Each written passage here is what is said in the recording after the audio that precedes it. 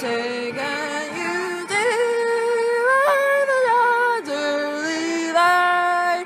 What's a brother we have at the twilight's last gleaming? My fellow Americans, I'm your president, Franklin Delano Roosevelt. I have made this video to address the matter of the ongoing tensions on the Eastern Hemisphere. Many Americans have reached out to me in concern of what we, as a nation, are going to do. But I will assure you, for the sake of the people, that we will remain dormant, though I strongly advise against it. Mr. President, why do you advise against isolation? I think we should take action in this fight against oppression.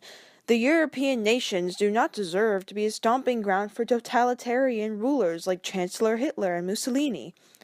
I understand that the worldwide depression and the losses of World War I have really dampened our spirits, but we must live on as a nation of democracy and a safe haven to those in need. Our European allies are in need, and we must help them in any way we can. Sir, are you saying we must fight alongside them? Certainly not. We've avoided most connections with them, like the League of Nations. I'm saying that there may be a possible way to help without being damaged by foreign interference. And how may we do that? I am in the process of convincing Congress to pass the Lend-Lease Act, which states that we are able to provide arms for the nations in need in the Eastern Hemisphere. However, we shall not build them or receive any monetary values. We simply wait for the right moment to cash in their IOU. If we, the United States of America, are ever under attack by said oppressors, we will be able to call upon these nations for the same help we gave them, or request some much-needed materials. Our ships will avoid being attacked, but we will be able to give our allies what they need to survive. And why should we help them? They've done nothing for us. On the contrary, they have done more than we can imagine, things that we refuse to be a part of.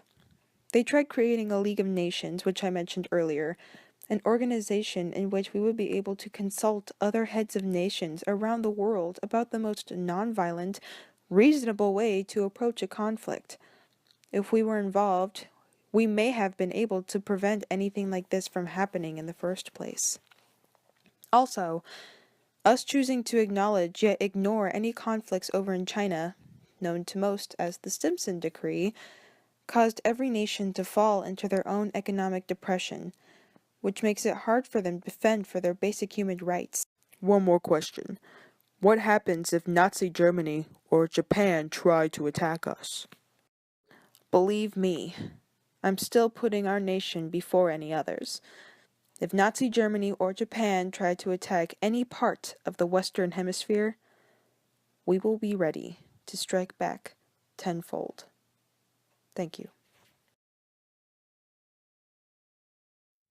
President, Mr. President, look over here. There we go. Oh. There's your little pill paw.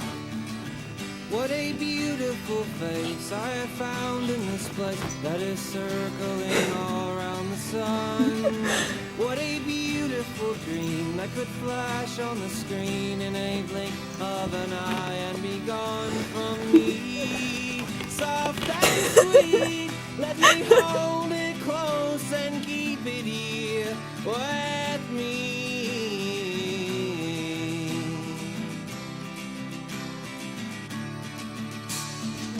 And one day we will die, and our ashes will fly from the aeroplane over the sea. But for now we are young, let us lay in the sun and count